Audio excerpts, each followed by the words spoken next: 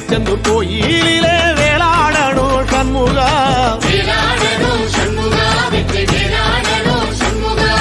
பிள்ளை ஆண்டான் பிள்ளை என வரம் கொடுக்கணும் சண்முகா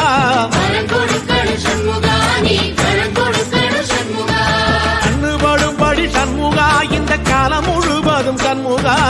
உன்ன நினைக்கிற சண்முகா நல்ல செல்வம் கொழிக்கணும் சண்முகா சொன்ன வரங்களை அள்ளி கொடுக்கிற கொடை வள்ளலே சண்முகா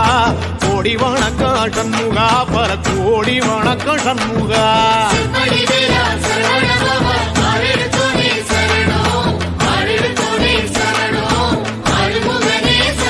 ஐயா மருதமர சத்தியமாவோ அறுபடைய சண்முகா